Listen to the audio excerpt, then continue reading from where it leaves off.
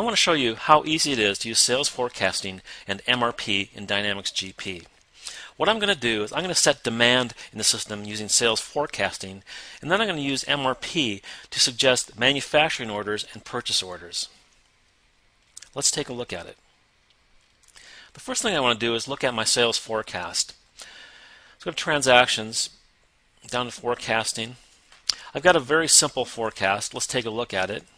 For one finished good item here, and you can see my buckets are set up to be monthly. There are a number of different options here. So for each month, I've set up my sales forecast for this particular item. I can scroll through here and see the different months. Now I've got this forecast, and what I want to do is to make sure that it's included in the MRP calculations. To check that out, I'll go to this Go To button at the top right, go down to Forecasting Selections. In this window, I have the forecasts that are going to be included in the MRP calculations. This forecast is, I can have multiple forecasts in if I want to. I can move them in and out as I run MRP calculations. So this becomes a good what-if analysis tool if I need to do that. All right, let's take a look at the MRP. Let's run it. Go to Transactions. I'm going to regenerate the MRP. I've got to set it up for monthly buckets, and I'm going to run it for 6 months. Let's hit Process. And the MRP is done. Let's take a look at the results. It's going to do two things. It's going to suggest a number of work orders that need to be created and completed in order to create the finished goods. So let's take a look at that. The best way I like to look at this is through the MRP workbench. So here's the workbench window. I'm going to put in the finished good item here. And you can see I've got all the information on a daily basis. Let me change that to a monthly bucket here. You can see it starting in May. I'm starting to build demand here based on my sales forecast. If I drill into that, I'll see that this demand is coming from the sales forecast final. It's also suggesting manufacturing orders down here. Let's open that up. Here's a manufacturing order. I can click on that and say transfer to a manufacturing order. So I'm going to do that. And now this manufacturing order is ready to go.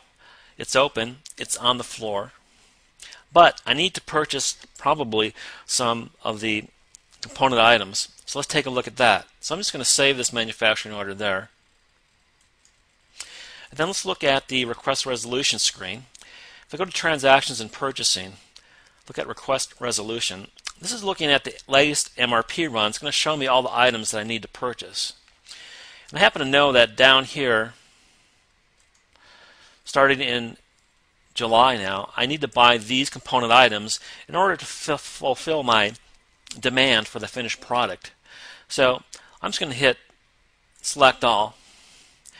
And what this is going to do, it's going to create a number of purchase orders for the items that I need to purchase. I'm going to hit Create here. And then OK. It's going to create the purchase orders, and we'll take a look at those shortly.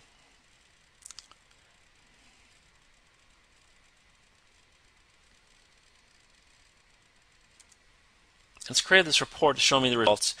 You can see here it created a number of POs. Ones that we're interested in are further down here.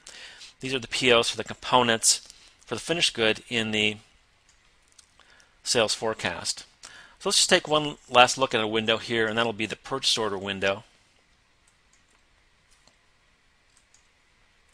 And here's the purchase order that was created by the MRP system.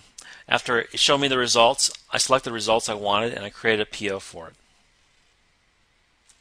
So that was a simple example of how to use the sales forecasting module and the MRP module in Dynamics GP to set demand in the system and then run MRP and suggest the manufacturing orders and the purchase orders that I'll need to satisfy that demand.